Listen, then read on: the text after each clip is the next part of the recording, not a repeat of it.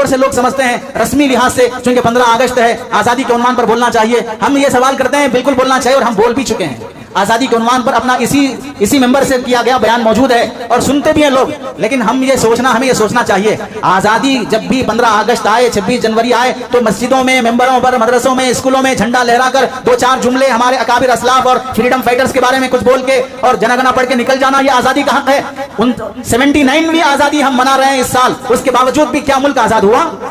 بھوکمری سے آزاد ہوا, مہنگائی سے آزاد ہوا, مسلمانوں کو ڈپریشن میں لانے سے آزاد ہوا, جاب ملنے سے جو پریشانیاں لا رہی اس سے آزاد ہوا, مسلمانوں کو ٹارگٹ بنا کر ان کی مسجدیں جو ڈھائی جا رہی کیا ملک اس سے آزاد ہوا, درگاہوں پر جو بلڈوزر گھروں پہ جو بلڈوزر چل رہے ہیں اس سے آزاد ہوا. پتا چلا ملک ایک ظالم کے تشدد سے نکل کر دوسرے ظالم کی غلامی میں آیا ہے, ظالمانہ قوانین کے غلامی میں آیا ہے. ہم آزادی اس کے بعد جو کرنے کے کام تھے کیا وہ کر رہے ہیں؟ صرف چند فقہا, چند علماء اور چند فریڈم فائٹرز کی تعریفیں کرنے کے بعد ہمیں ایجوکیشن میں جیسے آگے رہنا تھا کیا ویسے آگے ہیں؟ ہمارے مسلمان IPS IAS میں جیسے آگے رہنا تھا کیا ویسے ہیں؟ ہماری بیٹیاں جیسی حیا اور پاک دامنی سے جینا تھا کیا وہ رواج ہے؟ ہمارے مسلمان شادیوں پر جو سادگی لانا چاہیے تھا کیا وہ سادگی ہمارے اندر آئی ہے؟ دولت کی حفاظت اور فیوچر اور ملک کی حفاظت کے لیے جو کرنا تھا کیا وہ ہمارے اندر پیدا ہوا؟ صرف چند رسمی جملے اور رسمی تقریبات کر کے ہم مطمئن ہو جاتے ہیں. ایسے جھنڈے لہرانے سے دشمن بھی خوش ہونے والا نہیں ہے, وہ پوری پلاننگ کے ساتھ CA NRC سب نافذ کرتے جا رہا ہے, وہ مسلط ہوتے جا رہا ہے, وہ جگہ اور زمین تنگ کرتے جا رہا ہے. مسلمانوں کو آزادی کے بعد کرنے کے جو کام تھے وہ کرنے تیار نہیں ہے. آباد کرو کٹے اور چبوترے, شراب اور نشے کے عادی بنتے جا رہے ہیں. مسلمان اسلام کے نام پر دھپا اور داغ بنتے جا رہے ہیں. کہاں امن ہے, کہاں سکون ہے, کہاں پر مسلمان اپنا پیسہ انویسٹ کر رہا ہے, کہاں مسلمان اپنے گھر کو وقت دے رہا ہے, کہاں مسلمان بیٹیاں برقعوں میں رہ کر کتنا بدنام کر رہی ہیں اسلام اور مسلمان کو, برقعوں میں رہ کر کیسی کیسی حرکتیں ویڈیوز عام ہوتی جا رہی ہیں. کیا ایک دن کے جھنڈا لہرانے کے بعد سارا سال ہونے والی بدتمیزیاں, بدماشیاں, بے حیائیاں اور حرام کاریاں یہ سب آزادی کا سکون اور اطمینان ہمیں دلائیں گی؟ بالکل نہیں ہو سکتا ہے. آزادی کے بعد کرنے کے جو کام ہے وہ کریں, آزادی کے بعد جو ذمہ داریاں ہیں وہ نبھائیں تاکہ پھر کوئی نئی غلامی کا دور دیکھنا نہ پڑے. الحمدللہ نحمده ونستعینه ونستغفره ونؤمن به ونتوکل علیہ ونعوذ باللہ من شرور انفسنا ومن سیئات اعمالنا من يهده الله فلا مضل له ومن يضلله فلا هادي له ونشهد ان لا اله الا الله ونشهد ان محمدا عبده ورسوله اما بعد فقد قال الله تبارك وتعالى في القرآن المجيد والفرقان الحميد اعوذ بالله من الشيطان الرجيم بسم الله الرحمن الرحيم وهو الذي خلق من الماء بشرا فجعله نسبا وصهرا وكان ربك قديرا وقال النبي صلى الله عليه وسلم إذا تزوج العبد فقد استكمل نصف الدين فليتق الله في النصف الباقي أو كما قال النبي صلى الله عليه وسلم اللهم صل على سيدنا محمد وعلى آل سيدنا محمد وبارك وسلم اللهم صل على سيدنا محمد وعلى آل سيدنا محمد وبارك وسلم اللهم صل على سيدنا محمد وعلى آل سيدنا محمد وبارك وسلم.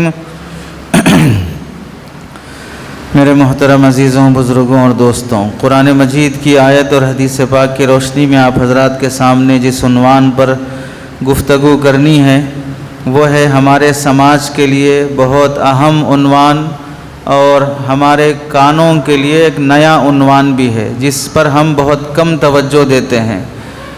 عنوان ہے مسلمان اور انسانی سماج کے لیے خاندان کی کتنی اہمیت ہے اور خاندان کو توڑ دینے والی اور ختم کر دینے والی چیزیں آج کل ہمارے سماج میں قانونی اور سماجی لحاظ سے کیسی چیزیں پائی جاتی ہیں جس سے خاندان بکھر کر رہ جاتا ہے اور خاندان کے فائدوں سے انسان محروم ہو جاتا ہے. قرآن مجید میں اللہ تعالیٰ ارشاد فرماتے ہیں وَهُوَ الَّذِي, وہی ذات ہے جس نے خَلَقَ مِنَ الْمَاءِ بَشَرًا, پانی کے ذریعے سے انسان کو پیدا کیا, فَجَعَلَهُ نَسَبًا وَصِهْرًا, اور پھر اس انسان کے لیے اللہ نے نسب بھی رکھا ہے, سسرالی رشتہ بھی رکھا ہے. وَكَانَ رَبُّكَ قَدِيرًا, اور تمہارا رب ہر چیز پر قادر ہے. اس آیت میں اللہ تعالیٰ نے جو باتیں بیان فرمائی ہیں اس میں دو باتیں بہت اہمیت سے سننے کی ہیں. پہلی بات یہ ہے کہ اللہ تعالیٰ اس آیت میں خاندان کا ذکر کرتے ہوئے نعمتوں کے ذیل میں ذکر کیا کہ اللہ نے جو جو نعمتیں انسان پر کی ہیں ان میں سے ایک نعمت یہ بھی ہے کہ اللہ نے انسان کو خاندان دیا ہے۔ اس سے پتہ چلا کہ خاندان کا ملنا بھی اللہ کی طرف سے ایک بڑی نعمت ہے انسان کے لیے۔ جس طرح ہم دولت مل گئی تو شکر ادا کرتے ہیں، صحت مل گئی تو شکر ادا کرتے ہیں، عزت مل گئی شکر ادا کرتے ہیں، ذاتی مکان مل گیا، اچھی گاڑی مل گئی شکر ادا کرتے ہیں، یہ خاندان ملنے پر بھی سجدہ شکر ادا کرنا چاہیے کہ بے خاندان بے سہارا اللہ نے مجھے پیدا نہیں کیا ہے، میرے پیچھے دادا دادی ہیں، ننیال ہے، ددیال ہے، سسرال ہے، ان خاندان کے تحت میں جی رہا ہوں، تنہا یتیم بے سہارا نہیں جی رہا ہوں۔ دوسری بات جو اس میں سمجھنے کی، اللہ نے خاندان کی قسمیں بیان فرمائی۔ خاندان کی 3 قسمیں ہیں، ایک ہے ددیال، دوسرا ہے ننیال، تیسرا ہے سسرال۔ ددیال اور ننیال یہ دونوں ماں باپ کی طرف سے ملتے ہیں، باپ کی طرف سے ہو تو ددیال کا خاندان، ماں کی طرف سے ہو تو ننیال کا خاندان، اور میاں بیوی کی طرف سے آپس میں جو خاندان بنتا ہے اسے سسرالی خاندان کہتے ہیں۔ ان تینوں خاندانوں کا تذکرہ اس آیت میں اللہ نے فرمایا۔ ددیال اور ننیال کا تذکرہ اللہ نے نسب میں ذکر فرمایا، اور سسرال کا ذکر اللہ نے صہرا میں ذکر فرمایا۔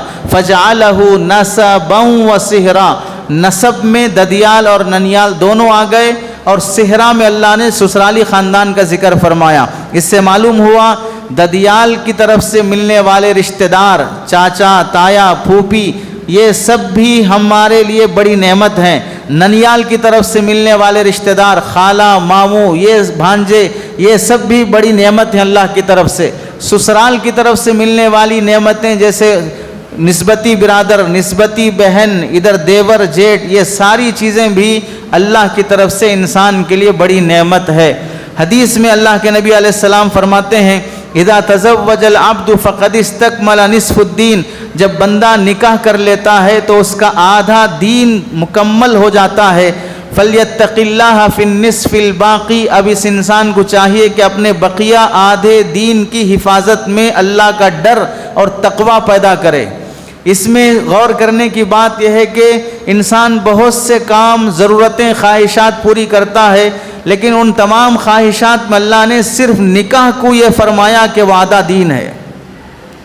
نماز آدھا دین ہے، روزہ آدھا دین ہے، زکوٰۃ آدھا دین ہے، وہ اسلام کے بہت اہم ارکان ہیں، لیکن نکاح کو تنہا اللہ نے آدھا دین شمار فرمایا ہے۔ اس سے غور کرنے کی بات ہے کہ پورے اسلام کے تمام احکام میں نکاح کی کتنی بڑی اہمیت ہے۔ نماز، روزہ، زکوٰۃ، پردہ، حیا، حلال روزی، یہ سب دوسری طرف ہیں اور نکاح ایک طرف ہے۔ تو اس سے اہمیت دینے کی وجہ کیا ہے؟ اس واسطے کہ خاندان بنتا ہی ہے نکاح کے ذریعے سے۔ نکاح نہیں ہے تو خاندان نہیں بنے گا۔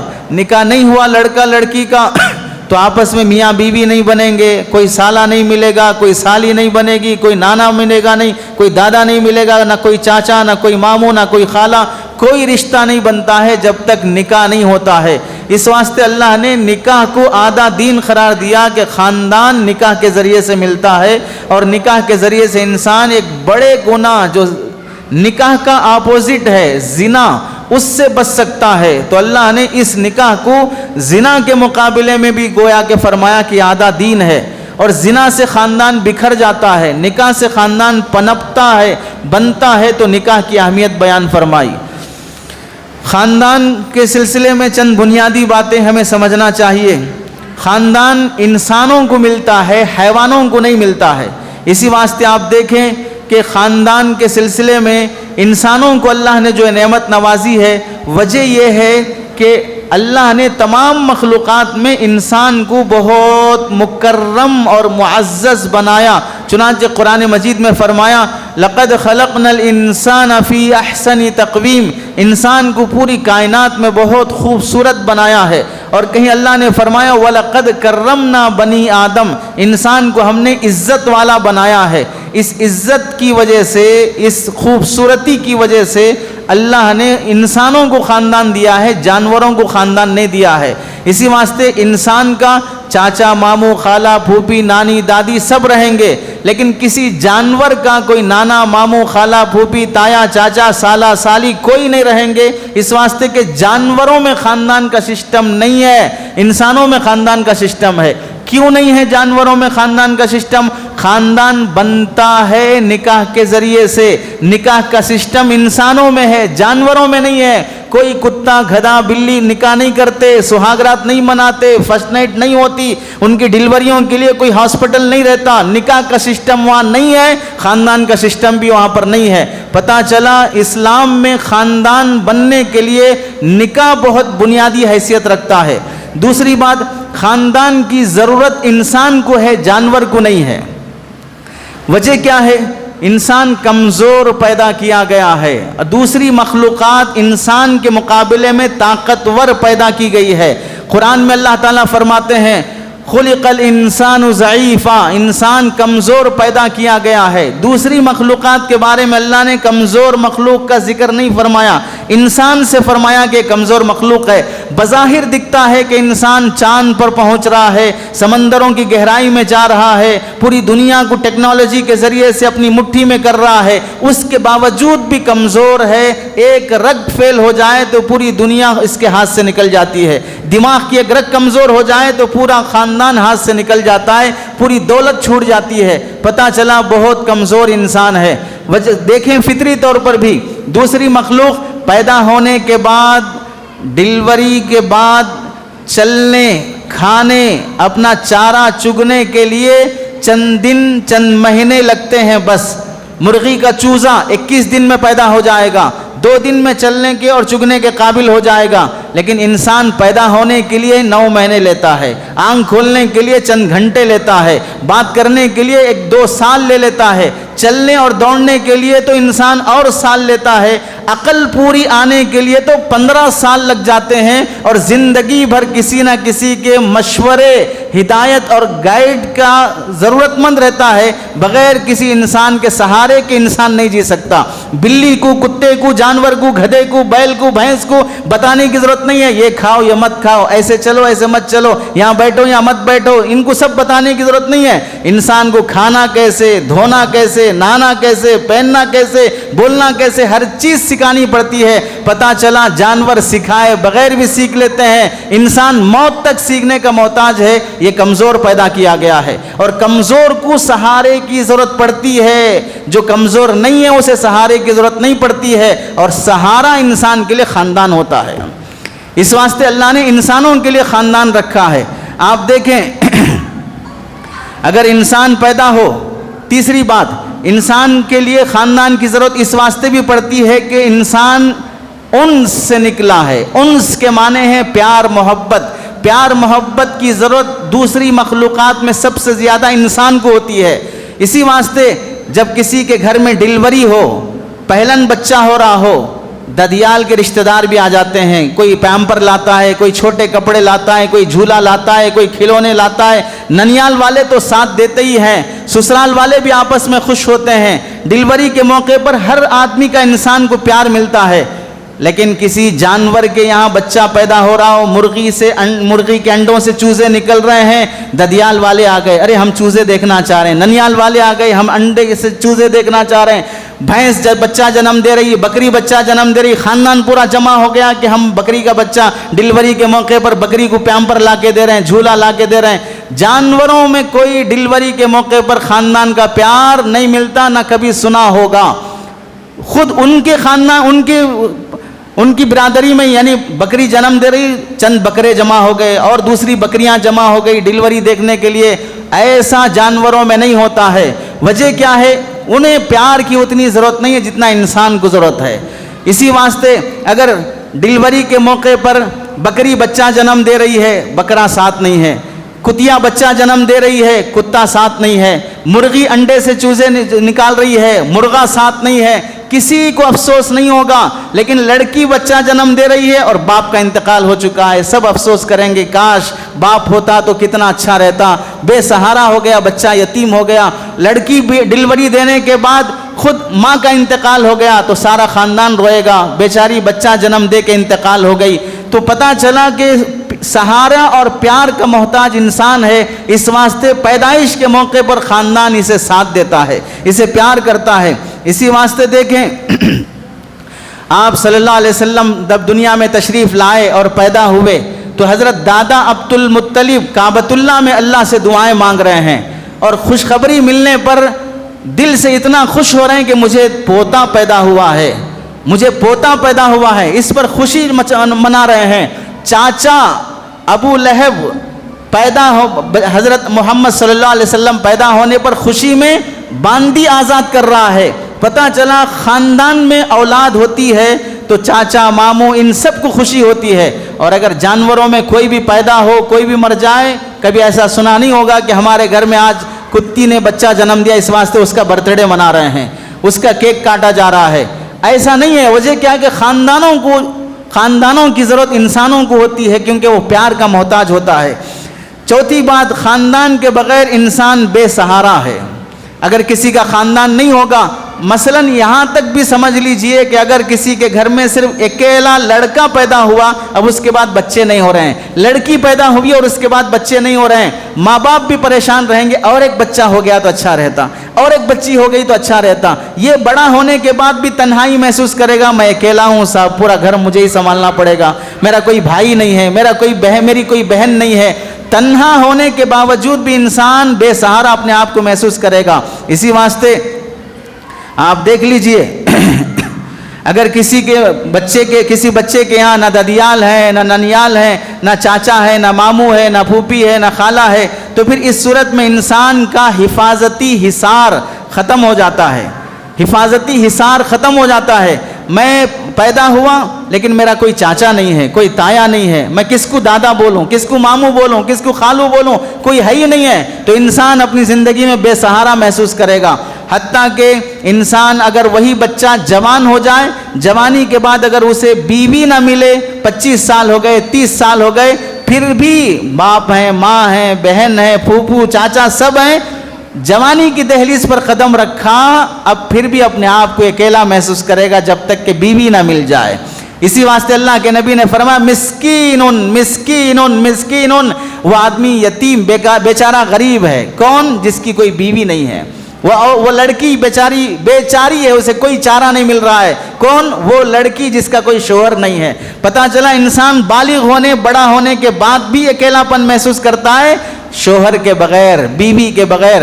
اب شادی ہو گئی، شادی ہونے کے بعد بچے نہیں ہو رہے ہیں، پھر بھی اکیلاپن محسوس ہوگا، زندگی کا مقصد ناتمام لگے گا۔ کیوں جی رہے ہیں؟ کیوں شادی ہوئی؟ بچے نہیں ہو رہے ہیں، کتنا ٹینشن لگا، حالانکہ سسرال بھی ہے، ددیال بھی ہے، ننیال بھی ہے۔ پتہ چلا ہر موقع پر انسان کو سہارے کی ضرورت ہے، ہر موقع پر انسان کو خاندان کی ضرورت ہے۔ اولاد نہیں ہوئی تو دیکھو کتنے بابا، کتنے عامل، کتنے ڈاکٹر، کتنی منتیں، کتنی درگاہیں۔ اب تو لوگوں نے ایک ٹور شروع کر لیا ہے کہ جیسے عمرے کا ٹور اور ٹراول ہے، ویسے اجمیر شریف کا بھی ٹور اور ٹراول، اس کے بھی اتنا پیکیج، اتنی مقدس زیارتیں، یہ ہوٹل میں قیام، یہاں پر سجدہ، یہاں پر طواف، یہاں پر چادر، شرکیہ کام کر کے لوگوں کو دعوت دے دے کے بلا کے لے جا رہے ہیں۔ رسول پاک صلی اللہ علیہ وسلم کا جو مقام ہے اجمیر شریف کا، وہ مقام بیان کر کے، وہ مقدس زیارتیں کرا کے، شرک میں مبتلا کر کے، حرام کمانے کی لوگوں نے عبادت سمجھ رکھا ہے، اور لوگ لاکھوں روپے خرچ کر رہے ہیں کہ ہم اولاد کی خاطر، مغفرت کی خاطر، محبت کی خاطر، فلاں کی خاطر۔ اولیاء نے جو تعلیم دی ہے وہ زندگی میں نہیں آئی، وہ حیا نہیں آئی، وہ تقوی نہیں آیا، وہ حلال کی طرف توجہ نہیں آئی، بیویوں کا حقوق نہیں آیا، اولاد کی تربیت نہیں آئی، وہ تعلق معلّہ نہیں آیا، راتوں کی تنہائی میں رونا نہیں آیا، لیکن کیا آیا؟ ٹور کے نام پہ گھومنا اور حرام کمانا اور شرک میں مبتلا ہونا آ گیا۔ پتہ چلا انسان ہر موقع پر بے سہارا ہے، اولاد کی ضرورت پڑتی، ددیال کی، ننیال کی، سسرال کی ضرورت پڑتی ہے۔ اسی واسطے آپ دیکھیں اگر کسی انسان کے شادی کے بعد اولاد نہیں ہو تو اسے غم ہوگا، لیکن کسی نے اپنے یہاں بکری پالا، مرغی پالا، بھینس پالا، اس کے بعد اس بھینس کے بچے نہیں ہو رہے ہیں، بکری کے بچے نہیں ہو رہے ہیں، مرغی کے انڈے سے چوزے نہیں نکل رہے ہیں، تو افسوس کر رہا ہے، منتیں مانگ رہا ہے، چادر چڑھا رہا ہے۔ ایسا نہیں کرے گا، سیدھے کاٹے گا اور کھا لے گا، وجہ کہ ضرورت ہی نہیں ہے، دوسری کر لیں گے۔ जानवरों में औलाद नहीं हो तो टेंशन नहीं होगा, इंसानों में औलाद नहीं हो तो टेंशन होगा, क्योंकि यही इसके लिए सहारा बनते हैं। चुनांचे आप देख लें, हजरत दादा अब्दुल मुत्तलिब जब तक बाहयात थे तो अल्लाह के नबी अलैहिस्सलाम को कितना सहारा था, अल्लाह के नबी अलैहिस्सलाम को कितना सपोर्ट था। और जब दादा अब्दुल मुत्तलिब चले गए, ये वफात पा गए, तो अल्लाह के नबी अलैहिस्सलाम को कितनी तकलीफ हुई, क्योंकि कुफ्फार मक्का से सहारा और सपोर्ट देने के लिए उस मौके पर आपके दादा थे, हिफाजत करने में, पालने में, साथ देने में आप सल्लल्लाहु अलैहि वसल्लम के लिए दादा एक तरह का सहारा थे। उसके बाद चचा सहारा थे, अबू तालिब जब तक बाहयात थे कुफ्फार मक्का ने गालियां देने, गले में चादर डालकर खींचने, मिट्टी फेंकने, पत्थर फेंकने की हिम्मत नहीं की है। जब चचा चले गए तो अल्लाह के नबी अलैहिस्सलाम बेसहारा हो गए। इससे मालूम हुआ कि ख़ानदान से इंसान को सहारा मिलता है। और एक बात, ख़ानदान इस वास्ते भी इंसान को ज़रूरी है कि इंसान की हिफाजत के लिए सबसे पहले ख़ानदान होता है।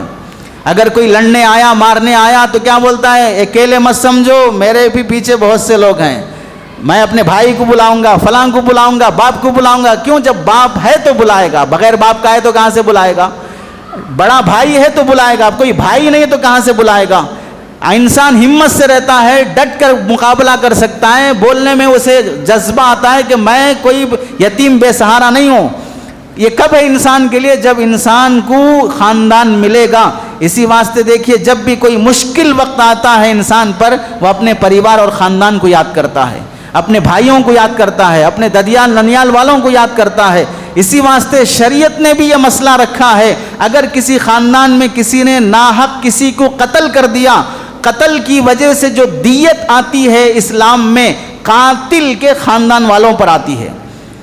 अगर किसी बंदे ने किसी को कत्ल किया तो अब कत्ल करने के बदले में 100 ऊंट कत्ल शुदा जिसका मर्डर हो चुका है उसके परिवार को देना पड़ेगा। कौन देगा, मर्डर करने वाले का परिवार देगा, मर्डर करने वाला नहीं देगा, उसका परिवार देगा। क्यों, यही तुम्हारे सपोर्ट में खड़े थे, इन्हें चाहिए था कि तुम्हें बचाते, तुम्हारा हाथ पकड़ते, कत्ल करने जा रहे हैं तो तुम्हें रोकते, मना करते, इस वास्ते कि तुम्हारी गलती से भरपाई हमें करना पड़ेगा, तुम तन्हा नहीं हो, तुम अकेले नहीं हो, हम तुम्हारे साथ हैं, तुम्हारी अच्छाई हमारी अच्छाई, तुम्हारी बुराई हमारी बुराई। इसी वास्ते अगर कहा जाए आगे बढ़कर, ख़ानदान से इंसान की इज्जत की हिफाजत होती है। जिसका ख़ानदान है वो आला ख़ानदान वाला, मैं फलां के ख़ानदान से हूँ, सैयद घराने से हूँ, मालदार घराने से हूँ, पॉलिटिक्स के फैमिली से ताल्लुक़ रखता हूँ, तो इंसान जिस खूबी का मालिक होता है उस खूबी की वजह से वो फ़ख्र करता है और अपनी इज्जत बचाना चाहता है। और अगर कहीं ख़ानदान ही नहीं है तो फिर इज्जत का मसला ही नहीं है। कितने लोग ऐसे नहीं हैं जो जवान होने के बाद लड़के जिना, शराब, सूद, हरामकारी, मर्डर सब कामों में मुब्तला है। पीछे कौन है, ना बाप है, ना माँ है, ना खानदान है, पुलिस पकड़ के जानवरों की तरह ले जाके जेल में फेंक रही है, कोई पूछने वाला नहीं।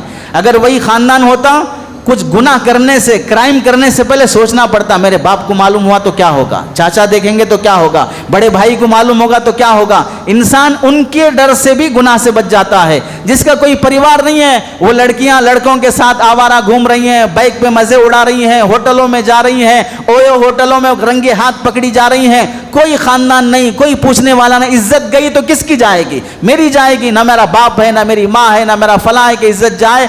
ऐसे लोग 4 जगह नहीं 40 जगह मुंह मारते फिरेंगे तो भी उन्हें कोई शर्म नहीं आएगी। लाखों रुपए, करोड़ों रुपए इन्वेस्टमेंट के नाम पर लेकर 30-40 करोड़ रुपए लेके भाग जाएगा, कोई पूछने वाला नहीं, इस वास्ते कि क्या खानदान है उसका, किसकी इज्जत जाएगी, कौन पूछेगा। ये तमाम क्राइम और हराम काम जो कर लेते हैं, क्रिमिनल बन जाते हैं कब, जब उसे अपने बैक साइड से कोई सपोर्ट नहीं रहता कि मेरी इज्जत मेरे ख़ानदान की इज्जत है, मेरी ज़िल्लत मेरे ख़ानदान की ज़िल्लत है। तो इंसान को फ़ख्र महसूस होता है इस बात पर कि इंसान का ख़ानदान मेयारी भी हो और ख़ानदान उसकी हिफाजत भी कर रहा हो। और छठी बात यह है कि ख़ानदान होने से इंसान को आपसी कफ़ालत और मुआवनत का सबब बनता है। ख़ानदान में बास गरीब भी होते हैं, बेवा भी होते हैं, यतीम भी होते हैं, मजबूर भी होते हैं, बेसहारा भी होते हैं, और कुछ लोग ऐसे होते हैं जो बहुत वेल सेटल होते हैं। تو یہ لوگ اپنا صدقہ خیرات زکوٰۃ اور اپنے جو کچھ بھی خوشی غم یہ سب کس کے ساتھ پارٹیسپیٹ کریں؟ تو انہیں کہا جائے گا اپنے خاندان کے ساتھ۔ زکوٰۃ کے سب سے پہلے حقدار تمہارا خاندان ہے، ڈبل ثواب ملے گا۔ صدقہ خیرات کے سب سے زیادہ حقدار تمہارا خاندان ہے، خاندان کا سپورٹ کرو۔ دوسروں کو دینے سے پہلے حتیٰ کہ دینی کاموں میں مدارس مساجد ان سب پر خرچ کرنے سے پہلے خاندان پر خرچ کرو، خاندان کا سہارا بنو، ان کی دعائیں ملیں گی، محبتیں ملیں گی۔ وراثت کا مسئلہ یہ تعلق رکھتا ہے خاندان سے، باپ سے بیٹا ہوا تو بیٹے کو وراثت ملے گی، بھائی ہیں وراثت آپس میں ملے گی، بھائی بہن ہیں وراثت آپس میں تقسیم ہوگی۔ ایسا نہیں ہے کہ بھئی میرے خاندان سے میرا خاندان نہیں ہے اس واسطے میں اپنی وراثت دوسرے خاندان والوں کو دے دوں گا، میں ان کے پڑوس میں رہتا ہوں اس واسطے ان کی کوئی بچے نہیں ہیں مجھے وہ پیسے مل جائیں گے۔ وراثت بھی خاندان ہونے سے ہی ملتی ہے۔ اس سے بھی معلوم ہوا کہ خاندان سے بے تعلقی یہ بغاوت ہے، خاندان سے تعلق یہ محبت ہے، کیونکہ تمہارے خاندان میں غریب ہیں، ان سے دوری اختیار مت کرو، یہ دوری تمہارا باغی بنا دے گی، تمہارا حاسد بنا دے گی۔ پیسے کما رہا ہے، مالدار ہوتے جا رہا ہے، غریب خاندان میں جو دوسرے محتاج لوگ ہیں ان کا کوئی پرسان حال نہیں، دوستوں کے ساتھ میٹنگیں گپ شپیں محفلیں اور پارٹیاں سب کر رہا ہے، حرام پہ پیسے اڑا رہا ہے، حتیٰ کہ گرل فرینڈ کے ساتھ لاکھوں روپے اڑا دے رہا ہے، بہن کا حق دینے کے لیے تیار نہیں ہے۔ تو ایسے خاندان میں محبتیں باقی نہیں رہتی ہیں، لوگ ایک دوسرے کے باغی اور دشمن بن جاتے ہیں۔ خاندان اس واسطے بھی انسان کو ضروری ہے، مصیبت اور مسرت دونوں میں خاندان سے بڑا سپورٹ ملتا ہے۔ بچہ پیدا ہوا، نیا گھر ملا، نئی جاب ملی، نئی گاڑی آئی، ڈلیوری ہوئی، نکاح ہوا، اس موقع پر انسان سب سے پہلے خاندان کو یاد کرتا ہے۔ خوشی کے موقع پر ولیمے کی دعوت دیا، خاندان والے آئے، خوشی دو بالا ہو جاتی ہے۔ سب لوگ آ گئے، اڑوس پڑوس کے ایرا غیرہ نتو خیرہ سب آ کے کھا کے جا رہے ہیں، خاص بھائی نہیں آیا، خاص بہن نہیں آئی، باپ نہیں آیا، چچا نہیں آیا۔ اس خوشی میں بھی انسان غم زدہ رہے گا، میرے اپنے میرے ساتھ اس خوشی میں نہیں ہے۔ پتہ چلا خوشی کے موقع پر خوشی میں دو بالا اپن لانے کے لیے خاندان ضروری ہے۔ غم آیا، مصیبت آئی، بیماری ہو گئی، حادثہ ہو گیا، ایکسیڈنٹ ہو گیا، کچھ مسئلہ ہو گیا، ایسے موقع پر سپورٹ خاندان والے جب کھڑتے ہیں غم ہلکا ہو جاتا ہے۔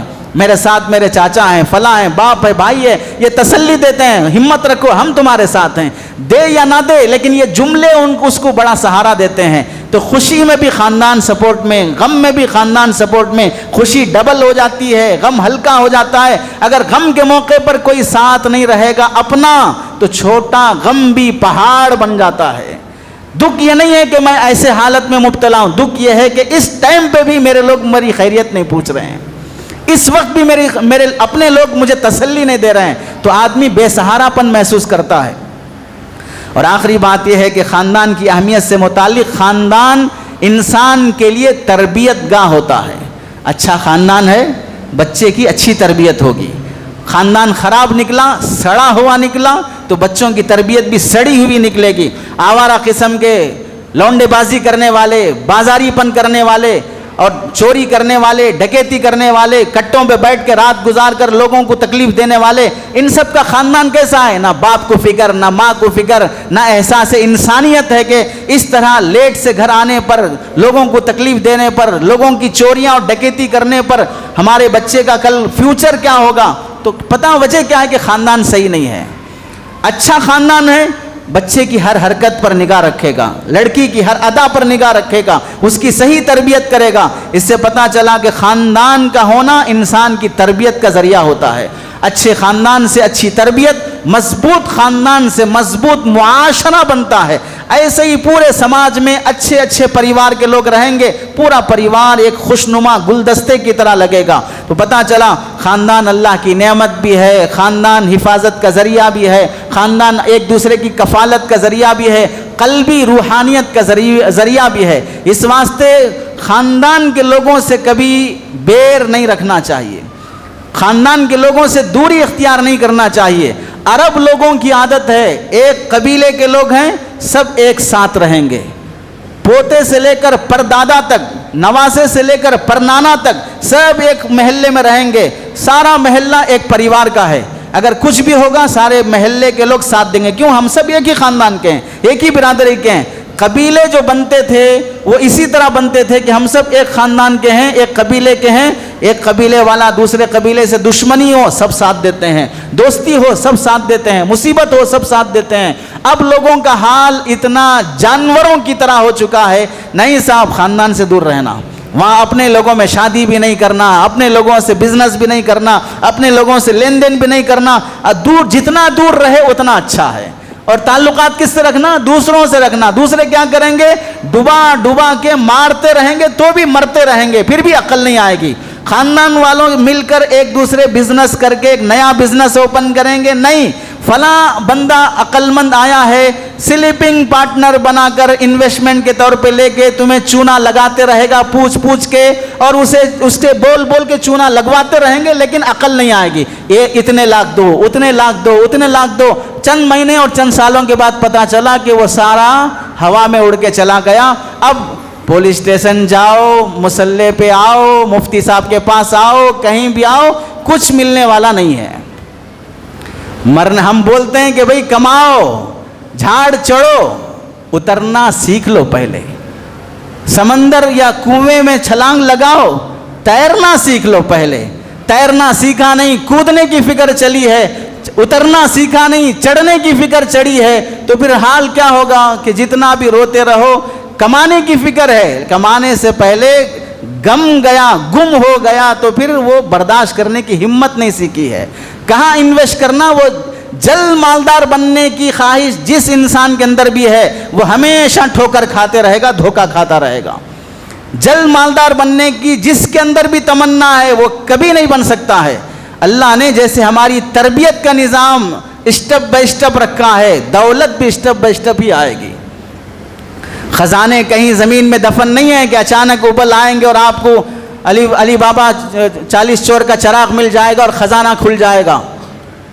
خاندان کو بنانے کے لیے یہ اہمیت سے متعلق بات تھی۔ خاندان کو بنانے اور خاندان کو بگاڑنے میں بنیادی طور پر 3 باتیں بہت اہمیت رکھتی ہیں۔ پہلی بات، خاندان بننے کے لیے سب سے پہلے نکاح کو ترجیح دینا چاہیے زنا کے مقابلے میں۔ دوسری بات، خاندان بننے کے لیے عورت کی عصمت اور اس کی عزت کی حفاظت ضروری ہے، شادی کے پہلے بھی شادی کے بعد بھی۔ جس خاندان میں عورت اپنی عزت کی حفاظت نہیں کرتی، بازارو بن جاتی ہے، وہ خاندان کبھی خاندان نہیں بن سکتا ہے، وہ جانوروں کا جنگل رہے گا، انسانوں کا خاندان نہیں ہو سکتا ہے۔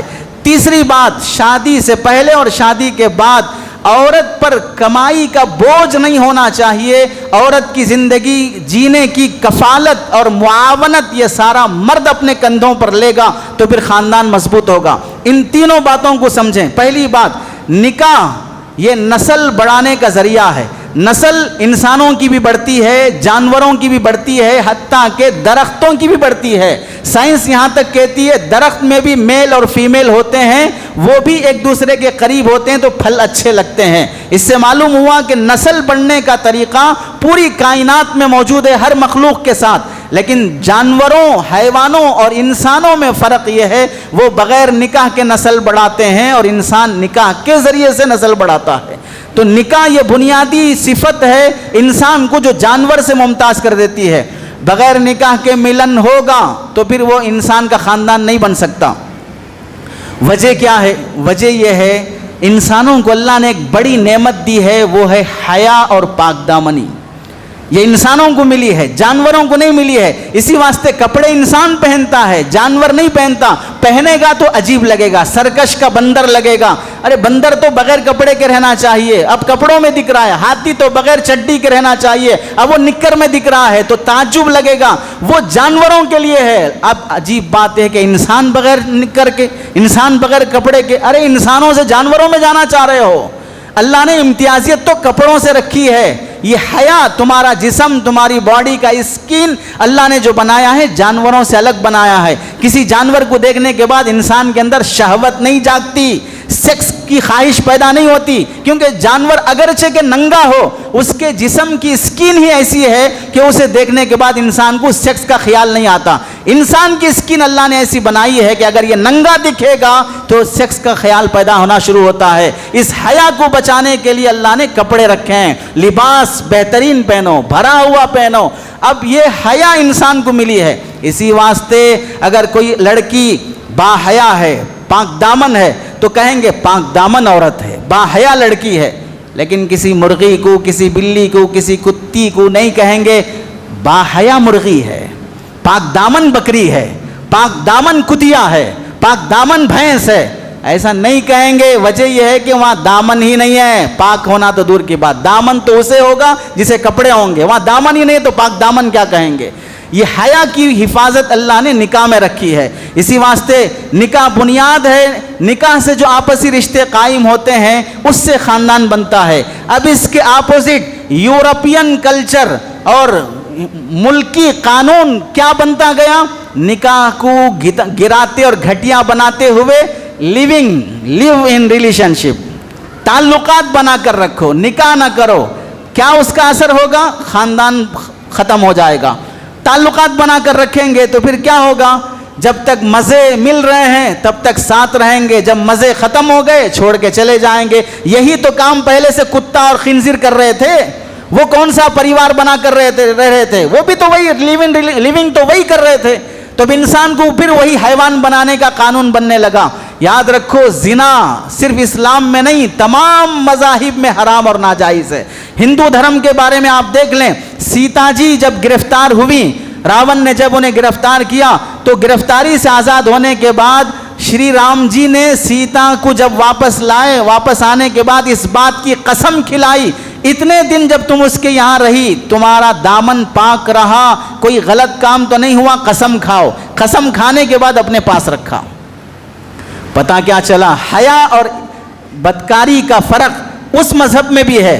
عیسائی مذہب میں سب سے زیادہ حضرت عیسیٰ علیہ السلام کے بعد حضرت مریم رضی اللہ تعالیٰ عنہ کو پوجا جاتا ہے، اور حضرت مریم کی پاک دامنی اللہ نے خود قرآن میں بیان فرمائی ہے۔ اسلام میں اللہ نے فرمایا وَلَا تَقْرَبُوا الزِّنَا، زنا کے قریب نہ جاؤ۔ اگر زنا کر لیے الزَّانِيَةُ وَالزَّانِي فَاجْلِدُوا كُلَّ وَاحِدٍ مِّنْهُمَا 100 جلدہ۔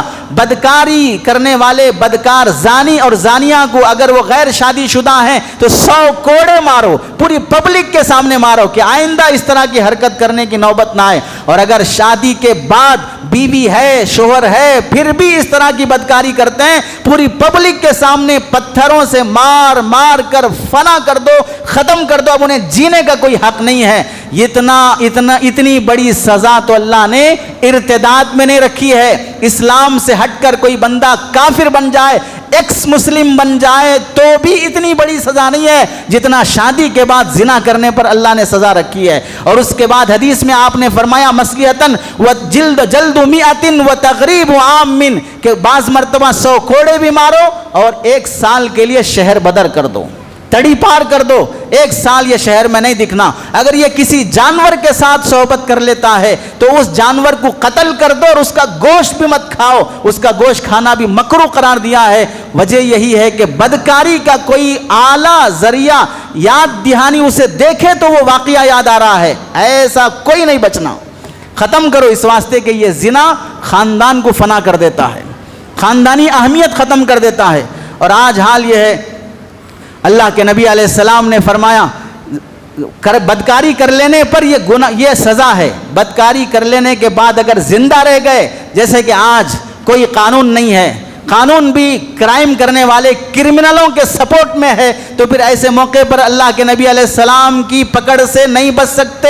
تو اللہ کے نبی نے فرمایا بدکاری کے بعد مر جاتے تو یہ سزا ہے مرنے کی، اور اگر زندہ رہ گئے، جیسے کہ اب کئی زانی جی رہے ہیں، کئی زانیاں جی رہے ہیں، انہیں لائسنس مل رہا ہے دھندا کرنے کا، دھندا چلانے کا، ایکسپورٹ کیا جا رہا ہے لڑکیوں کو، اور اسے ملکوں کا سب سے بڑا بزنس بنایا جا رہا ہے۔ لڑکیوں کا کڈنیپ کر کے انہیں جاب دلانے کے بہانے، بھیک منگوانے کے بہانے انسانوں کا اسمگلنگ کیا جا رہا ہے۔ اللہ کے نبی علیہ السلام فرماتے ہیں جب ایسے دھندے پہ لگیں گے سلط اللہ علیہم الموت، اللہ ایسی قوم پر موت مسلط کر دیں گے، نہیں مرے پھر بھی تو دوسرا فشا فیہم الطاغوت والاوجاع التي لم تكن مضت فی اسلافہم الذین مضوا، ان کے باپ داداؤں نے بھی وہ بیماریاں نہیں دیکھی ہوں گی جو بیماریاں اللہ ابھی اس قوم میں پیدا کریں گے۔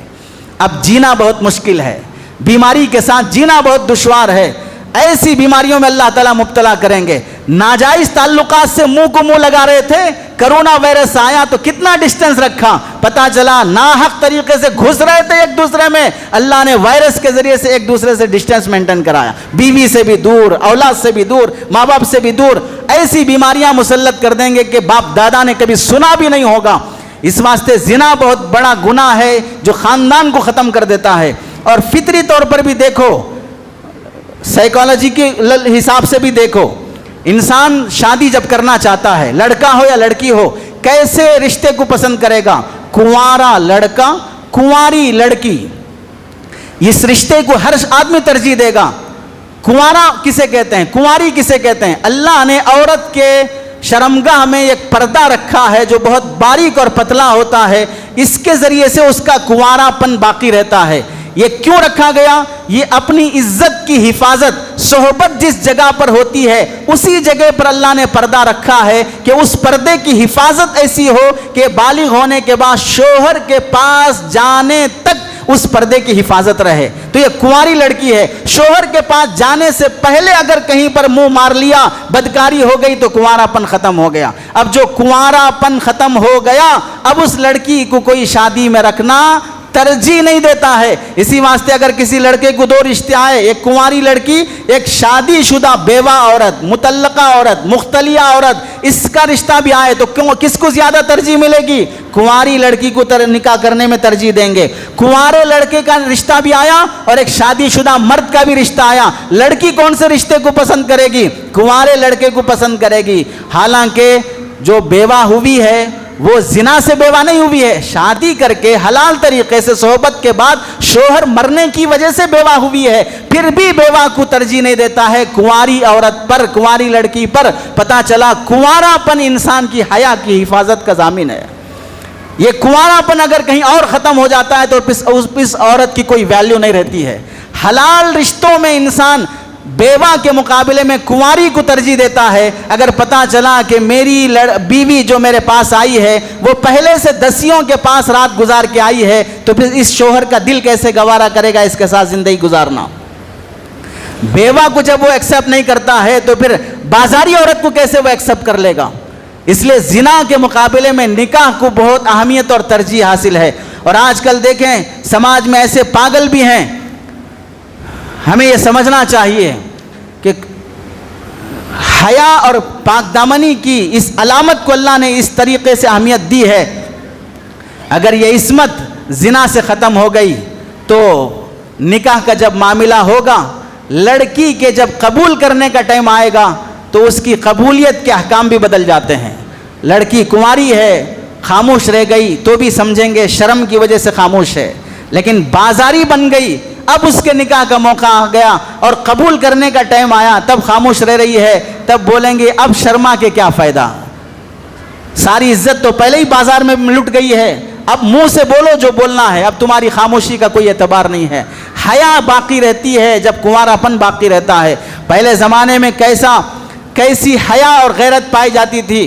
ایک دیہات کے رہنے والے دیہاتی شخص نے اپنی بیوی کے ساتھ کہیں سفر کیا، راستے میں ٹھوکر لگ کر بیوی گر گئی، چہرے سے نقاب ہٹ گیا۔ سڑک پر بیٹھے ہوئے لوگوں نے اس کی بیوی کے چہرے کو دیکھ لیا۔ دیہاتی شخص کو اتنی غیرت آئی کہ میری بیوی کے چہرے پر غیر مرد کی نگاہ پڑ گئی ہے، گھر پہنچتے ہی فوراً اس نے طلاق دے دیا۔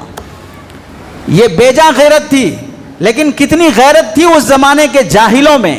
اور آج انسان ایکس کے نام پر کیا کیا کر رہا ہے، کیا کیا کر رہا ہے، لڑکا ہو یا لڑکی ہو، لیکن شرم تک بھی نہیں آ رہی ہے۔ اور اس دیہاتی مرد نے کیا کہا، جس گلاس کے پانی میں مکھی پڑ جائے انسان وہ پانی پینا گوارا نہیں کرتا، جس پانی میں کتا منہ ڈال دے سانپ وہ پانی پینا گوارا نہیں کرتا، پھر میں ایسی عورت کو بیوی بنا کر کیسے رکھوں جس میں پورا محلہ دلچسپی لے رہا ہو، جس میں پورا محلہ دلچسپی لے رہا ہو، میں اسے اپنی بیوی بنا کر کیسے رکھوں؟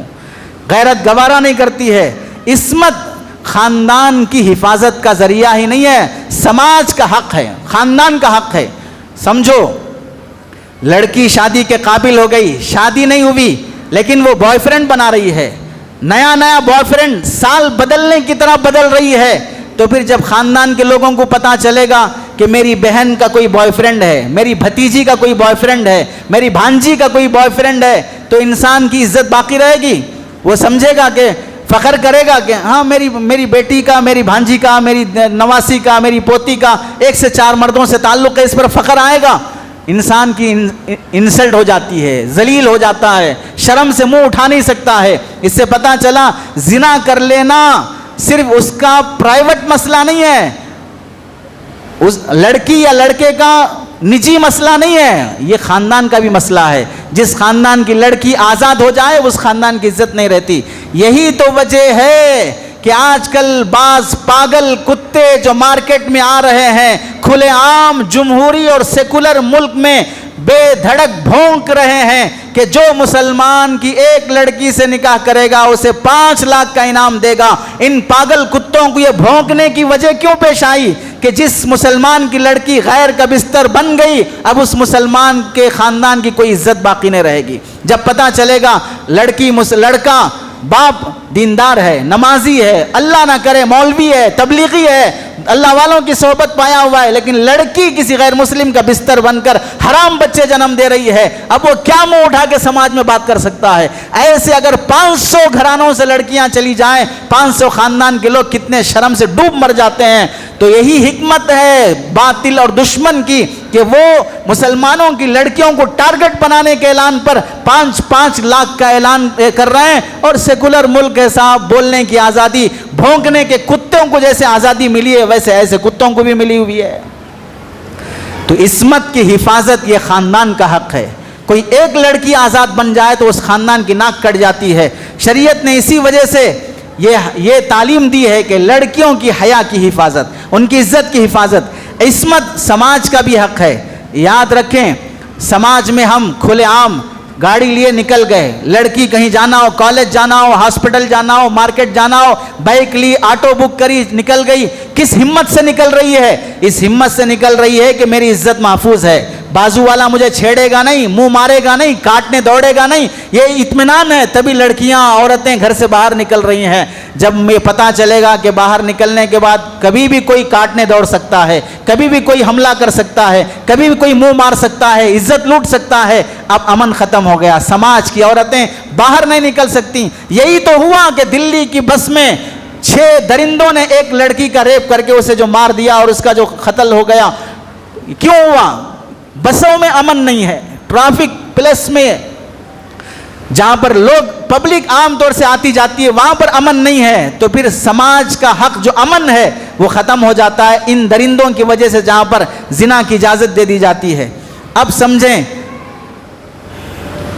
اصل مسئلہ کیا ہے. اصل مسئلہ یہ ہے اپنے اس ملک کا قانون یہ بنا ہے 18 سال تک تو آپ اپنی بیٹی کو قابو میں کر سکتے ہیں. 18 سال کے بعد اب آپ کی وہ بیٹی نہیں ہے، جنگل کی درندی ہے.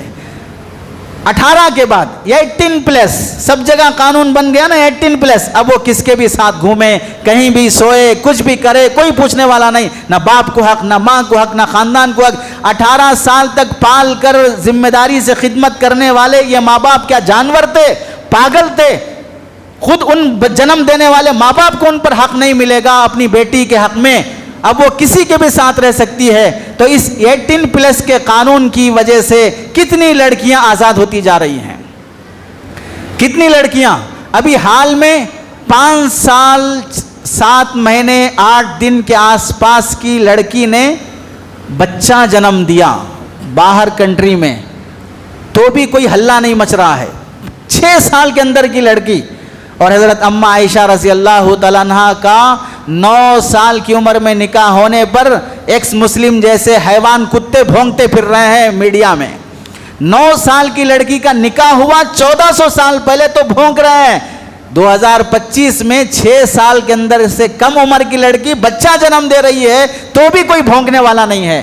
پتہ چلا یہ بے حیائی جو عام ہو رہی ہے دماغ جو خراب ہو رہا ہے. 18+ کا قانون سمجھیں. قصاب کے ہاتھ میں چاقو ہے, گوشت خریدنے والا اطمینان سے دکان کے پاس کھڑے ہو کر خریدے گا. ڈاکٹر کے ہاتھ میں چاقو ہے, پیشنٹ اطمینان سے لیٹ کر آپریشن کرا لے گا. پاگل کتے کے ہاتھ میں اگر چاقو ملے گی تو پھر سماج کا کوئی فرد قریب نہیں جا سکتا ہے. ایسے ہی قانون اگر پاگلوں کے ہاتھ میں آ جائے, قانون اگر آوارہ آزاد جانوروں کے ہاتھ میں آ جائے, 18 کے بعد سب کو کھلی آزادی دے دی جائے, تو پھر حیا اور پاک دامنی کہیں باقی نہیں رہے گی. اسی واسطے شریعت نے اس بات کا اہتمام کیا ہے کہ بدکاری سے اپنے خاندان کو بچاؤ. اسلام کی نظر میں عورت کا پردہ اسی واسطے کیا گیا کہ عورت پردے میں رہے گی تو عزت محفوظ ہے تو خاندان پنپے گا, محفوظ رہے گا.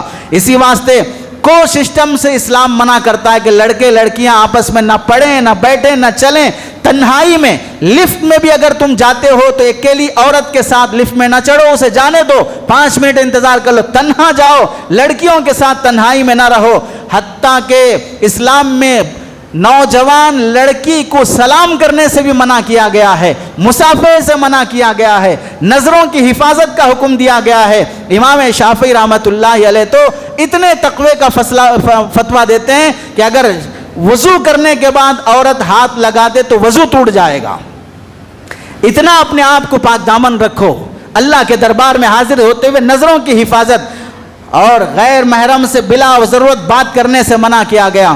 سمجھو کعبۃ اللہ میں عمرہ کرنے گئے ہیں, حج کرنے گئے ہیں, کعبے کے امام کے پیچھے نماز پڑھنے کے لیے کھڑے ہیں. ہمارے بازو اگر کوئی اجنبی عورت آ کر کھڑی ہو جائے, ہماری بیگم ہی کھڑی ہو جائے, پھر بھی فقہا یہ فرماتے ہیں محاذات مرأت, یعنی نماز میں عورت بازو کھڑی ہو گئی, سامنے کھڑی ہو گئی, اب اس نمازی کی نماز نہیں ہوگی.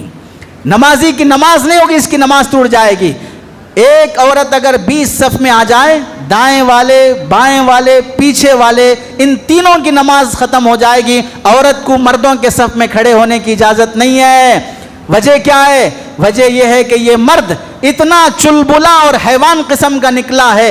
کعبے میں کھڑے ہو کر عورت اگر بازو کھڑے ہوگی تو اب اس کا دل کعبۃ اللہ کی طرف نہیں رہے گا. بیت اللہ میں کھڑے ہو کر یہ اللہ کے بارے میں نہیں سوچے گا. بیت اللہ میں کھڑے ہو کر بھی یہ دوسری عورت کے بارے میں سوچے گا. اور تو اور جتنے ہم میں سے کتنے ایسے لوگ ہوں گے عمرہ کرتے ہوئے, طواف کرتے ہوئے دنیا بھر کی آئی ہوئی عورتوں پر نظر ڈالتے ہیں, بدنگاہی کرتے ہیں. معلوم کیا ہوا؟ بچے والا, 4 بچے والا, 6 بچے والا کعبۃ اللہ میں پہنچ کر اللہ کے دربار میں ہو کر اپنے نگاہوں کی حفاظت کعبۃ اللہ میں نہیں کر سکتا ہے. اپنی جوان بیٹی کو کالج میں بھیج کر کہتا ہے کہ اپنی حفاظت کرنا. کعبۃ اللہ میں خود نہیں بچ سکا بدنگاہی سے, بیٹے سے کہہ رہا کہ کالج میں اپنی نگاہ کی حفاظت کر کے دکھانا. اس لیے اسلام نے یہ تعلیم دی ہے کہ حیا کی حفاظت بہت بڑا اہم رکن ہے. تبھی تو قانون کا سہارا لیتے ہوئے اپنی بیٹیوں کے آزاد ہونے سے پہلے انہیں حیا کی تعلیم دو. حیا کی تعلیم میں اس بات کا لحاظ رکھو کہ انہیں بچپن سے ہی لباس حیا والا پہناؤ. حیا کے واقعات سناؤ. دیکھو ہلاکو خان جب خلیفہ معتصم باللہ کی سلطنت پر حملہ کیا, وہ قرآن پڑھ رہے تھے, اچانک تیر آیا, وہیں شہید ہو گئے. ہلاکو خان ان کے سلطنت میں داخل ہوا, تہس نہس کر دیا, قتل و خون ہوا. اس کے بعد جب بادشاہ کے محل میں داخل ہوا, خلیفہ معتصم باللہ بادشاہ کی بیوی بیگم وہ بن سور کر کھڑی ہے, اور جو بادشاہ مسلط ہوا ہے وہ اس سے بدنگاہی کے ساتھ ناجائز سمبند قائم کرنا چاہتا ہے, اسے اپنی بیوی بنا کر رکھنا چاہتا ہے. اس بادشاہ کی خاتون نے اپنی عزت کی حفاظت ایسے کی کہ اپنی باندی کو پہلے سمجھا دیا, میں تلوار کا جب چلانے کا حکم دوں تو تلوار چلا دینا. بادشاہ قریب آیا, اس نے کہا کہ بادشاہ ایک پہلے بات دیکھ لیں, میرے شوہر کی ایک تلوار بڑی جادو کی تلوار ہے, وہ شوہر چلائے تو ہی چلتی ہے, دوسرا چلائے تو نہیں چلتی ہے, آپ ایک بار دیکھ لیں. اپنی باندی سے کہا کہ چلاؤ تلوار. جب اس نے تلوار چلائی گردن پر, گردن جدا ہو گئی. کیا مسئلہ تھا؟ مسئلہ یہ تھا کہ غیر مرد میرا ہاتھ لگانے سے پہلے سر تن سے جدا ہو جائے, مر جاؤں گی لیکن غیر کو جسم پر ہاتھ لگانے نہیں دوں گی. ایسے اپنی عزت کی حفاظت کی ہیں. آپ کو معلوم ہوگا حضرت امام طحاوی رحمت اللہ علیہ بڑے فقہا میں سے گزرے ہیں.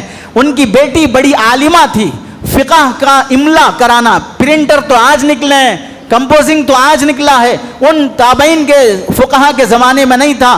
اپنی بیٹی جو عالمہ ہے، فقیہہ ہے، اس سے املا کراتے تھے، لکھاتے تھے کتاب.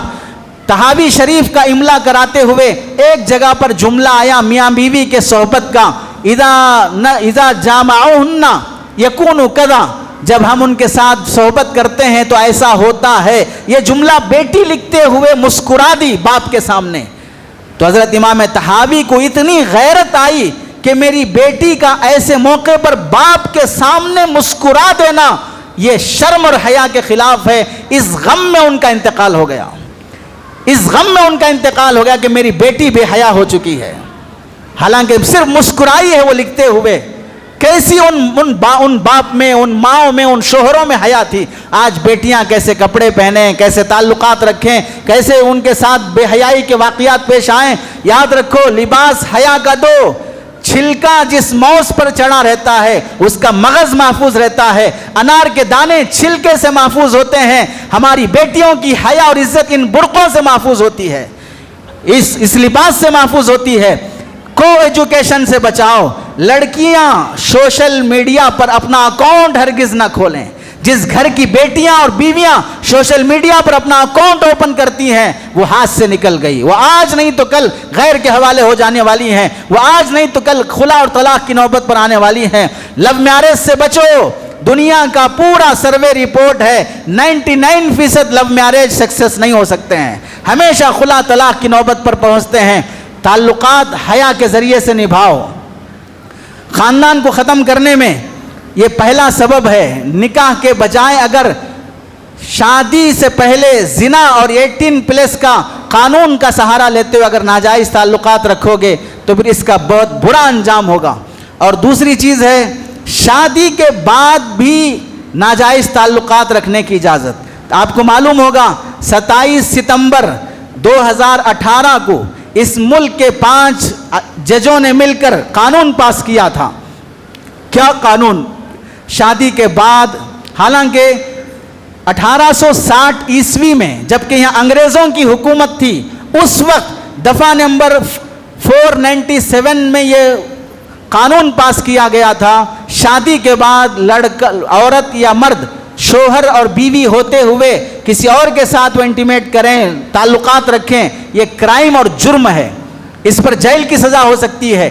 اس دفعہ کو ختم کر کے 2018 میں یہ پاس ہوا کہ یہ عورت کی آزادی میں دخل ہے. عورت شادی کے بعد بھی کسی بھی مرد سے تعلق رکھنا چاہے تو شوہر کو منع کرنے کا حق نہیں ہے. پتہ کیا معلوم ہوا؟ اب زنا قانون کے لحاظ سے 2 ہی صورتوں میں ہوگا. ایک، نابالغ لڑکی سے اگر ہوگا تو پھر وہ زنا ہے، ریپ ہے، تو پھر کرائم ہوگا، سزا ملے گی.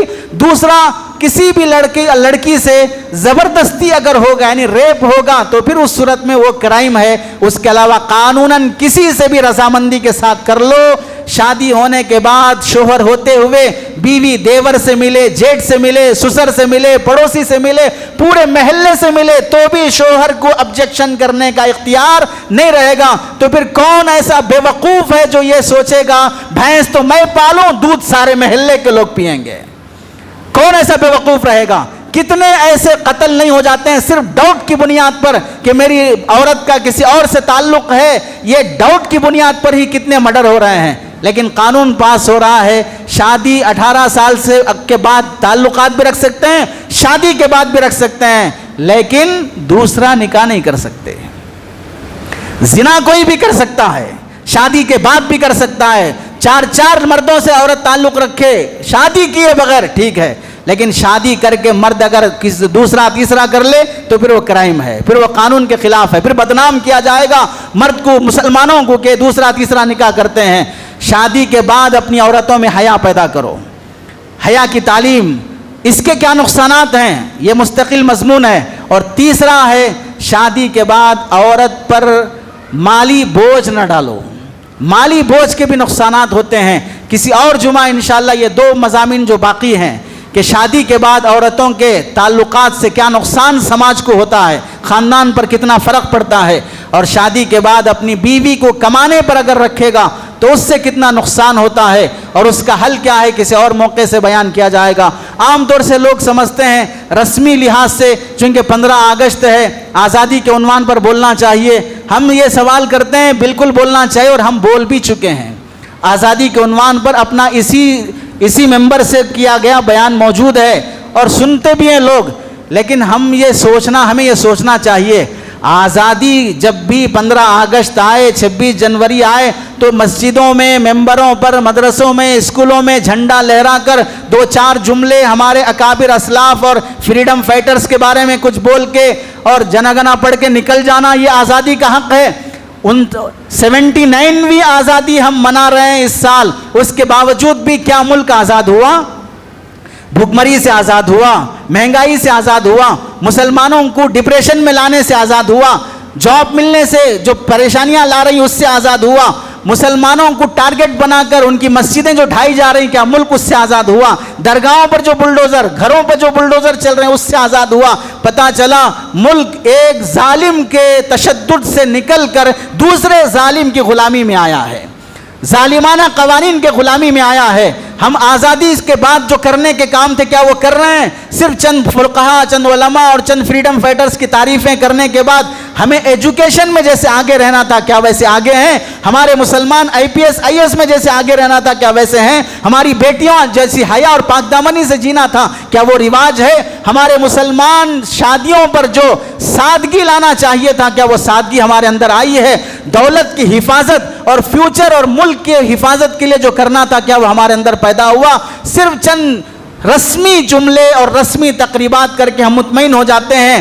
ایسے جھنڈے لہرانے سے دشمن بھی خوش ہونے والا نہیں ہے، وہ پوری پلاننگ کے ساتھ CA NRC سب نافذ کرتے جا رہا ہے، وہ مسلط ہوتے جا رہا ہے، وہ جگہ اور زمین تنگ کرتے جا رہا ہے۔ مسلمانوں کو آزادی کے بعد کرنے کے جو کام تھے وہ کرنے تیار نہیں ہے۔ آباد کرو کٹے اور چبوترے، شراب اور نشے کے عادی بنتے جا رہے ہیں، مسلمان اسلام کے نام پر دھبا اور داغ بنتے جا رہے ہیں۔ کہاں امن ہے؟ کہاں سکون ہے؟ کہاں پر مسلمان اپنا پیسہ انویسٹ کر رہا ہے؟ کہاں مسلمان اپنے گھر کو وقت دے رہا ہے؟ کہاں مسلمان بیٹیاں برقعوں میں رہ کر کتنا بدنام کر رہی ہیں اسلام اور مسلمان کو؟ برقعوں میں رہ کر کیسی کیسی حرکتیں ویڈیوز عام ہوتی جا رہی ہیں۔ کیا ایک دن کے جھنڈا لہرانے کے بعد سارا سال ہونے والی بدتمیزیاں، بدماشیاں، بے حیائیاں اور حرام کاریاں یہ سب آزادی کا سکون اور اطمینان ہمیں دلائیں گی؟ بالکل نہیں ہو سکتا ہے۔ آزادی کے بعد کرنے کے جو کام ہے وہ کریں، آزادی کے بعد جو ذمہ داریاں ہیں وہ نبھائیں، تاکہ پھر کوئی نئی غلامی کا دور دیکھنا نہ پڑے، اللہ سے دعا ہے کہ اللہ تعالی ہم سب کو عمل کی توفیق نصیب فرمائے۔ آمین۔ وآخر دعوانا الحمدللہ رب العالمین۔